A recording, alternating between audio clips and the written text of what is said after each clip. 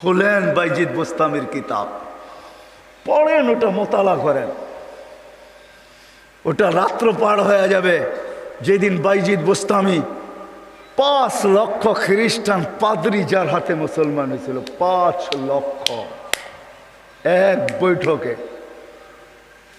স্বপ্নে দেখা হয়েছিল, সমস্ত পাদ্রীদের মিলন মেলা ছিল।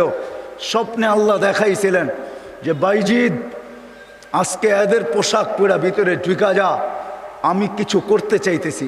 একবার, দুইবার, তিনবার স্বপ্নে দেখছেন। তারপরে ভাবছেন যে ওই পোশাক পরবো তো পরবো কি করে। তা আল্লাহ বলছে বাইজিদ পরানে হেফাজত করব তো আমিই করব। যা পর। ওদের পোশাক পরা ভিতরে ঢুকা গেছে। সবচেয়ে বড় পাদ্রী যখন স্টেজে বসছে তো তার চৌকি, তার চেয়ার হেলতে শুরু করছে, মুখ বন্ধ হয়ে গেছে। তো বাইজিদের সমস্ত পাদ্রীরা বলছে আপনি আমাদের পোপ, আপনি আমাদের বড়, আপনার থেকে আমরা জ্ঞান পাই, আমাদের ভিতর আলোকিত হয়, আপনি মুখ দিয়া কথা খোলেন না কেন, বলেন না কেন। তো পাদ্রী বলতেছে বলবো তো বলবো কি করে, এখানে একজন মোহাম্মদী আছে।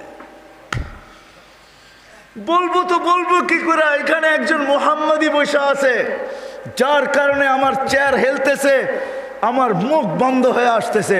সমস্ত পাদ্রীরা বলছে দেখা দেন, গর্দান উড়াইয়া দিব এক্ষণ। বলছে না, জুরুম আসছে বিদায় এটা কোনো দোষণীয় না, এই জন্য গর্দান উড়াইয়া দিবে, এটা হয় না। আমি একে পরীক্ষা করব, যদি এ পাশ করে তাহলে ছেড়া দিব, আর যদি পাশ না করে তাহলে আর গর্দান উড়াইয়া দিব। 62টা প্রশ্ন করছিলেন, 62টা। কয়টা? কয়টা? কয়টা? 62টা বলার সময় আমার কাছে নাই, একটা বললাম 62টার ভিতরে। বলছিল কুকুর ঘেউঘের ভিতরে কি বলে। 62টা যখন পুরা বলা দিছেন তো জিজ্ঞাসা করছে আমি সত্য বলছি। তো পাদ্রী বলতেছিল সাদাক্তা, তুই সত্য বলছ। বলে তুমি 62টি প্রশ্ন করছো, আমি একটার জবাব, প্রত্যেকটার জবাব দিছি, আমি তোমাকে একটা প্রশ্ন করব, জবাব দিবে? বলে পড়ো, করো প্রশ্ন। বলে আকাশ আর জান্নাতের চাবি কি? আকাশ আর জান্নাতের চাবি কি? বড় পাদ্রী চুপ হয়ে বসে গেছে। 5 লক্ষ পাদ্রী ধরছে যে 62টার জবাব দিছে, আপনি একটার জবাব দিবেন না, তো দিবেন না কেন? বলছে আমি জবাব জানি, দিলে তোমরা আমাকে মানবে না, মানবে এটা আগে বলো। বলছে অবশ্যই আপনি আমাদের বড় পোপ, যা বলবেন আজকে তাই মানবো। বলে জান্নাত আর আকাশের চাবি হইল লা ইলাহা ইল্লাল্লাহ মুহাম্মাদুর রাসূলুল্লাহ। 5 লক্ষ একবারে মুসলমান হয়েছে ওই বাইজিদ বোস্তামি রহমতুল্লাহ আলাইহির হাতে।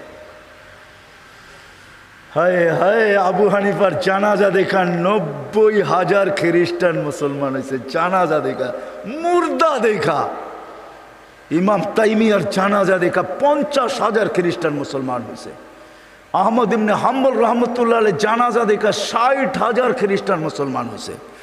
শুধু শুধু আহমদ ইবনে হাম্বল রহমতুল্লাহ আলাইহি বলেন নাই আমাদের জানাজা আমাদের সততার প্রমাণ। আমাদের সততার প্রমাণ হলো যে আমরা যে সত্য, এটার প্রমাণ হলো আমাদের জানাজা। 60,000 খ্রিস্টান মুসলমান হয়েছে মুর্দা দেখা। জিন্দা অবস্থায় কতটি হয়েছে আল্লাহ জানে। তো যেটা আমি বুঝাইতেছিলাম, ওইখানে আছে কুকুর কি বলে বলো। প্রথম শুরু করছে 1 বলো যেটার 2 নাই, 2 বলো যেটার 3 নাই, 3 বলো যেটার 4 নাই, 4 বলো যেটার 5 নাই, 5 বলো যেটার 6 নাই, 6 বলো যেটার 7 নাই। এরকম 62টা প্রশ্ন করছেন। 62টা প্রশ্নের জবাব দিছেন বাইজিদ বুস্তামি রহমতুল্লাহ আলাইহি। আর বাইজিদ এমনি হয় নাই। ওনার আব্বা ছিলেন না। কাহিনী আমি অন্যদিকে চলে যাব। আমরা তো ছেলে পেলেকে বানাইতে চাই না, মাও আজকে বানাইতে চায় না, বাপও বানাইতে চায় না। আমরা বানাইতে চাই দুনিয়ার এডুকেটেড। রাগ হয় না, পায়ে হাত পড়ি। আপনি সাধারণ শিক্ষায় শিক্ষিত করতে চান, ঠিক না? জেনারেল শিক্ষার মানে কি? ডিকশনারিতে কি লেখা আছে জেনারেলের অর্থ বলো? যারা কলেজে পড়ছেন, স্কুলে পড়ছেন, বলেন জেনারেলের অর্থ কি? সাধারণ। সাধারণ কোনোদিন গৌরবের বিষয় হয় না। সাহাবাদের কাছে অসাধারণ ছিল, এই জন্যই তো ম্যাককে অনুগত্য করতে পারতেন। এই জন্যই সমুদ্রের উপর দিয়ে ঘোড়া দৌড়াইতে পারতেন। এই জন্যই তার বিহীন, প্রযুক্তিবিহীন 3000 কিলোমিটার দূরে কথা বলতে পারতেন, পাহাড় দেখাইতে পারতেন। সারিয়াতাল জাবাল, অসাধারণ বিদ্যা, এরা বিদ্বান ছিল। আমরা তো সাধারণ বিদ্যায় বিদ্বান হই, গৌরবের আর শেষ থাকে না। আমরা এডুকেটেড, আমরা জেনারেল শিক্ষায় শিক্ষিত। রাগ হয়ে যাবেন? একটা উদাহরণ দিই। আমাদের অবস্থা এরকম, এক ব্যক্তি জাপান থেকে গাড়ি কিনে আনছে, তো গাড়ির 3 দিকে জাপানি ভাষায় বড় বড় অক্ষরে লেখা। তো সে মনে করছে অনেক কিছু ভালো কথা লেখা হবে, বিদায় এটা কেনার পরে আর মোছে নাই, না মুছেই চালাইতেছে, লেখাটা আর মোছে নাই। একটা ক্রেডিটও তো আছে, ঠিক না? সামনের গ্লাসে তো লেখা যায় না, 3 দিকে লেখা, এটা চালাইতেছে। তো কোনো জাপানিজ আসছে বাংলাদেশে, তো ও আরেক গাড়ি দিয়া যাইতেছে, তো দেখতেছে ওই লেখা গাড়িটা সামনে দিয়া যাইতেছে, 3 দিকেই লেখা। তো মুস্কি মুস্কি হাসতেছে। তর্জমান জিজ্ঞাসা করতেছে, তুই হাসিস কেন? কই সামনের গাড়িটা দেখে হাসি। কয় কেন, কি এটার ভিতরে? কয় যে 3 দিকেই তো লেখা, ও মোছে নাই কেন এটা? কয় তা তো বলতে পারবো না, ও এটাকে ক্রেডিট মনে করছে, জাপান থেকে লেখা আসছে, এত সুন্দর লেখা, এটা মুছার আর কি দরকার, আমি চালাই না, আমার মতো লেখাওয়ালা গাড়ি তো বাংলাদেশে একটাও নাই, ঠিক না? একটা বাবতও আছে, ঠিক না? পৃথকত্ব তো আছে আমার একটা। তো বলে যে এইটা দেখে হাসতেছি কেন জানিস? এই গাড়ির ভিতরে লেখা আছে তরকারি বেচার গাড়ি। কি লেখা আছে?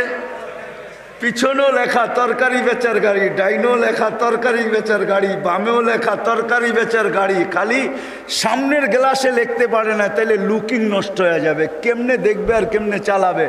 আমরা আজকে সাধারণ শিক্ষায় শিক্ষিত হয়ে আমরাও গৌরব করতেছি, আমরা বড় এডুকেটেড। সাহাবা অসাধারণ শিক্ষায় শিক্ষিত ছিল। এটা আমার বোঝানোর ইচ্ছা না।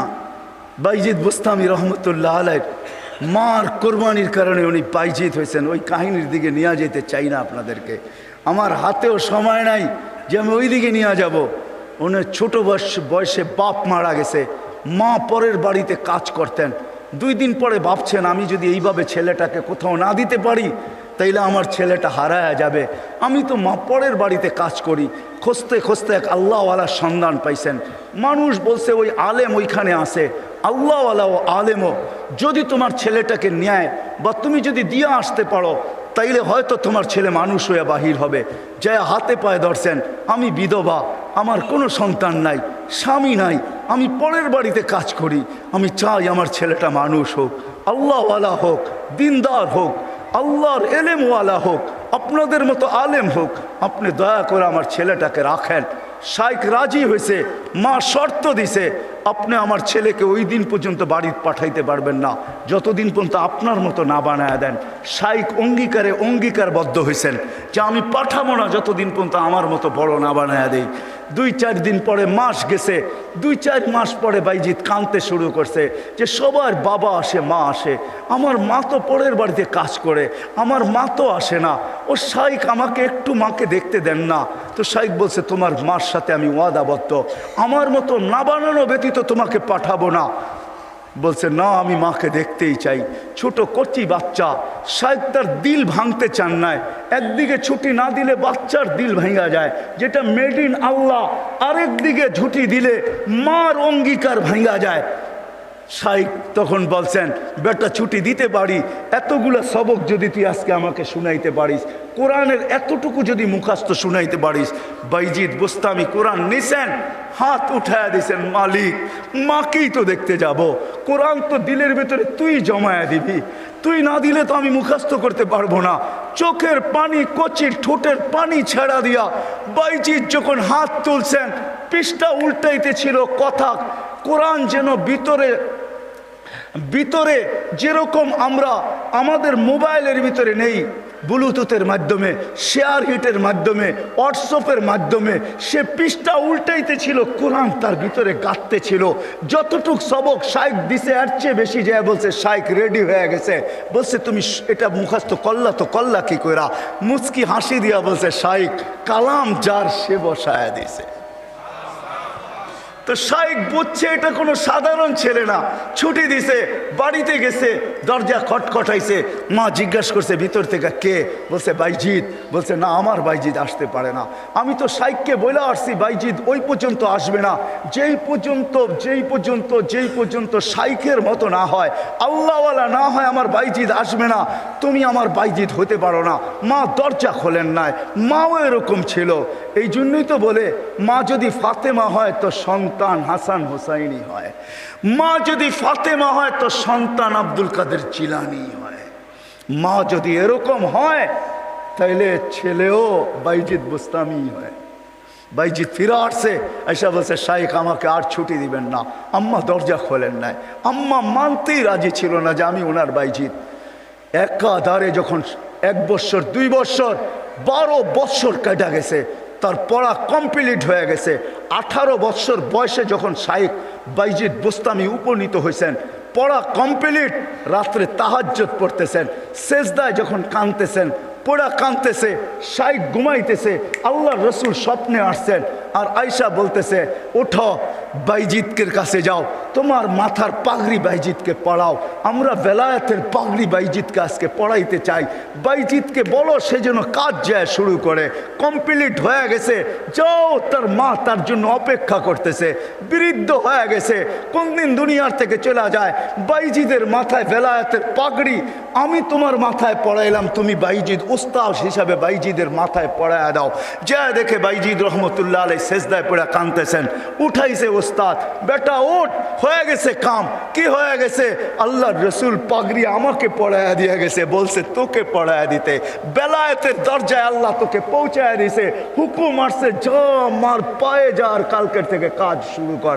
ওই দিন যা যখন দরজা খটখটাইছে, মা খুইলা জড়ায়া ধরছেন। আর খুইলা জড়ায়া ধরেন নাই, শুধু পানির গ্লাসের কথা আমরা শুনি, এটা তো কোনোদিন বাস্তবটা শুনি না। মা বুকে জড়ায়া ধরে নিয়া মাও দেখা ফেলছেন, মাও শোনা ফেলছেন। আল্লাহ রসুল মাকেও শোনায়া দিছে। মা বুকে জড়ায়া ধরে বলছে আল্লাহ যেটুক পৌঁছাইছ বাকিটুক আমার দোয়ার দ্বারা পৌঁছায় দেয়। ওই দিন থেকে বাইজিদ অলিকুল শিরোমণি হয়ে গেছে। মা হাত তুলছেন। তো বাইজিদ বুস্তামি রহমতুল্লাহ জীবনীর থেকে আমি বাহির হয়ে গেছি। ওনার জীবনী পড়া দেখেন, কুকুর পর্যন্ত আমাদেরকে সতর্ক করে চলে যেতে হবে, থাকা যাবে না, কেউ থাকবে না। হায় হায়, আমরা যাত্রী, যাত্রা আমাদের চলবান। আজকে আসি কালকে থাকবো না, কিন্তু নিজেকে প্রস্তুত করে নিয়ে যেতে হবে, গুছায় নিয়ে যেতে হবে, বানায় নিয়ে যেতে হবে। যুবক তুমিও তোমাকে বানায় নিয়ে যাও।